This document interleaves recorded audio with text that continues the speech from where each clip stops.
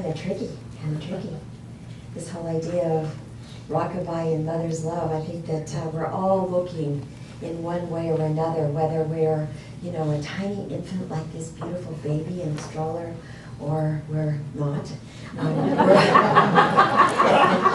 We're all looking for that sense of security. Isn't that the truth? And most of us have a memory that our security came from that rockabye time, that time when we were cradled, when we were comforted, when we were cherished, when we knew how loved we were.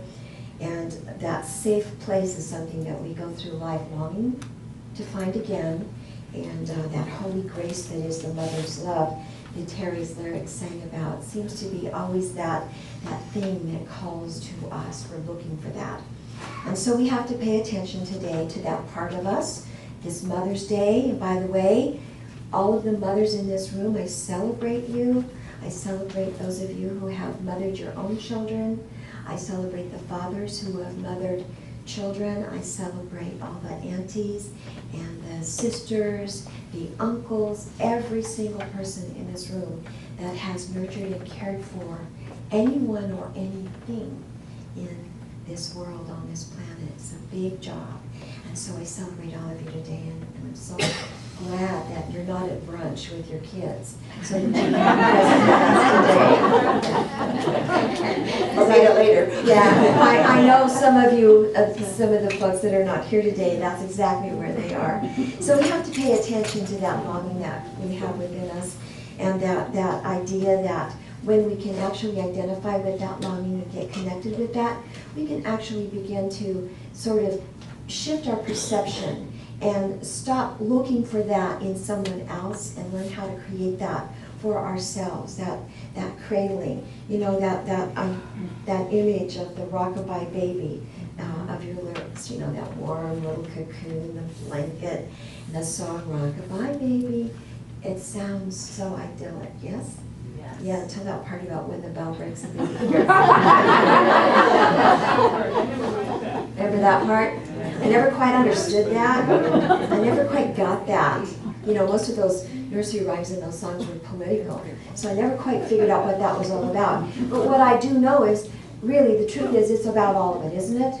We all experience the fall of some sort or another, in one way or another, at some time or other. This idea that, if we could stay in that little cocoon forever, boy, wouldn't that be nice? But that's just not the way it works, because our evolution as beings requires us to be out in the world, to stretch our wings, to be able to fly on our own, and then to know that that's okay too. We don't have to stay swaddled for life to be okay. We can stretch our own wings and make our own way and create our own path in our soul's journey. And so, I loved what our authors are talking about, this whole idea of change and being able to embrace that. And I'm working with David Rico today, and one of the things he says is that mammals, things with fur and those soft fuzzy things, mammals run someplace when they're in crisis. They run somewhere, hide under a bush, run in a hole, whatever type of mammal it is, they run someplace. Primate mammals, you know what primate mammals do? They run to someone. We're hardwired to seek comfort from one another. Hardwired to seek comfort from one another. And so this idea that we have this deep longing to feel safe, to be swallowed and comforted, it's deep. It's very, very deep. I know one of my mom's favorite songs, and mine too, that it's an old song. And I don't know where it came from, but there's someone I'm longing to see. Right. I hope that she turns out to be someone to watch over me. Aren't we all looking for that? Someone to watch over me, to care, to protect, to comfort. And the truth of the matter is, as we go through our life experience, everything changes. Everything changes. People come, they go. They disappoint us. And so one of the givens that David Rico talks about in his book is people are not loving and loyal all the time. And sometimes when people leave us, or sometimes when things happen in our life experience, where we have these disappointments or these shatterings, it's a real hard adjustment to realize that the safety net has sort of been, had got a little hole punched in it every once in a while. And so most of us have come through a holding environment that's relatively secure. We're all here, we're all alive, we're all thriving, we're all, working on creating a better future for ourselves through our spiritual practice. So we're survivors. Our holding environment was strong enough to get us to this place. The holding environment is not always a strong place for folks. Sometimes, think about all the children in the world that are being raised in the war-torn situations. Think of all the children who are growing up hungry and in poverty where the holding environment is kind of shaky. Think about that. Think of all the children that are growing up with moms who really don't have a choice and are addicted and have a big journey in that process. Think about these things so that we have to embrace the paradox of our experiences and realize we're pretty darn lucky to be in this place today, looking at our experience through life with the eyes that we're looking at it. And that's the truth. Because we've come through those experiences where we've had those shatterings, where we've had those things happen.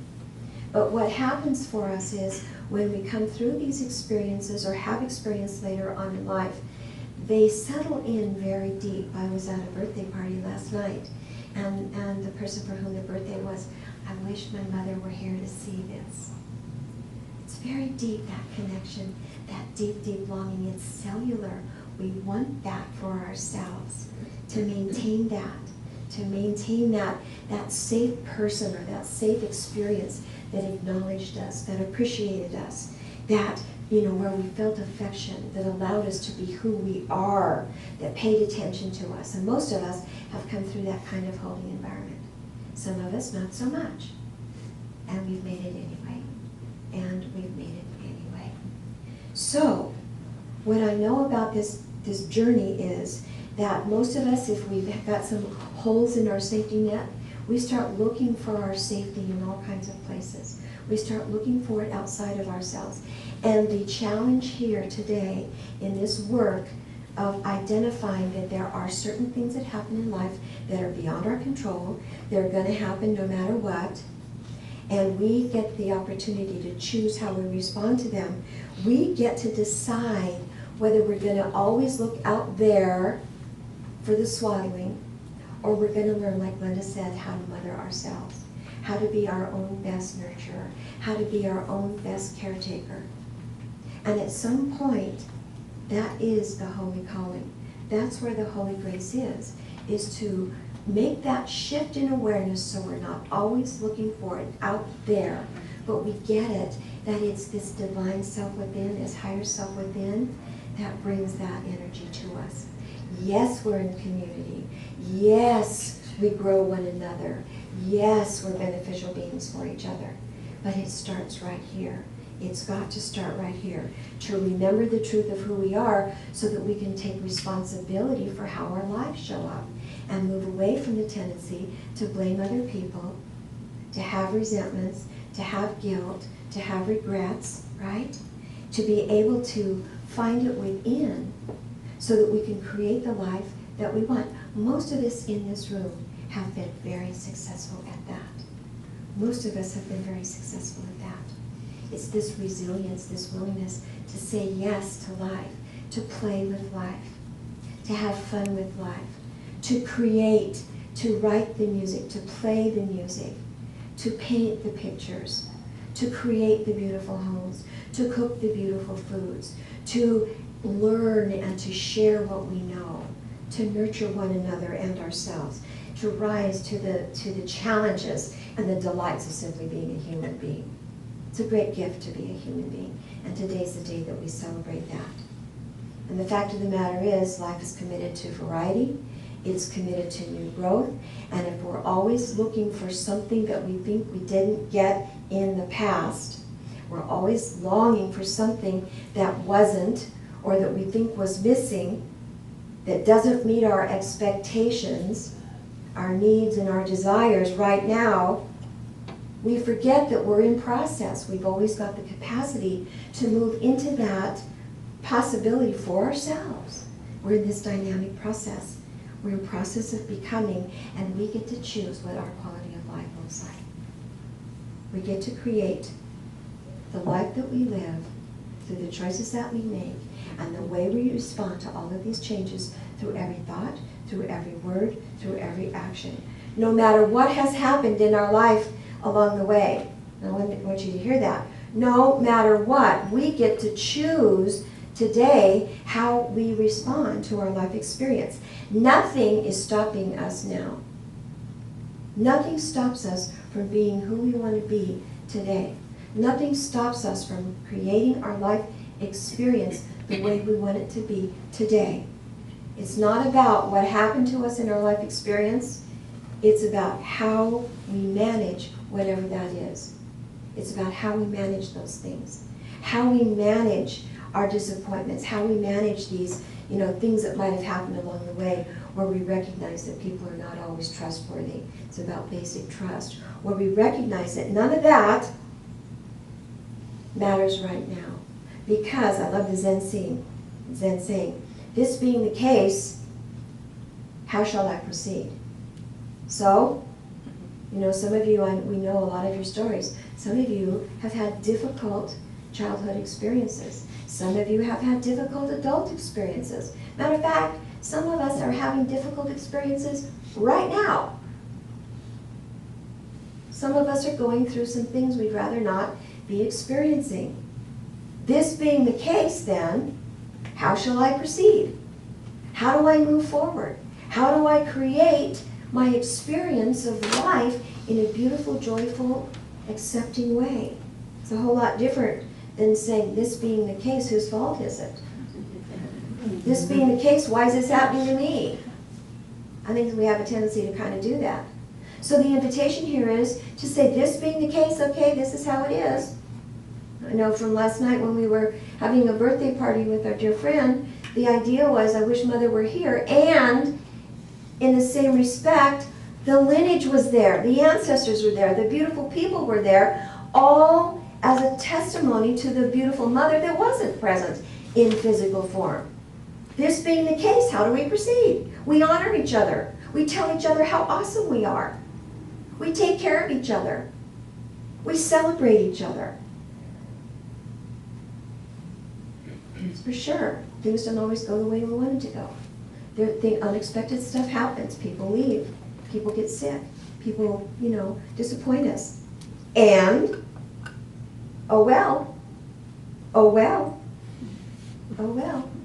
If I'm not getting all the attention that I need, or if I'm not, getting all the acceptance I need, or the appreciation, if my life is not going just exactly the way I'd like it to go, I can move on anyway. I can love anyway. No matter what, I have the capacity within myself to create the life that I want, regardless of all the changes and the stuff that goes on around me. I have that capacity, and that remains. And stop demanding that things be different than they are. Stop demanding that mother who maybe had her own issues and wasn't fully present for us, like the opening reading said. Stop demanding that mother be any different than she was. Allow it to be okay. Her journey, your journey. You're here today, you thrive. Put an end to the demand on what your expectations are from other people, and even yourself. Even yourself. And I love this idea. Nothing that you can say or do will ever make me stop loving you.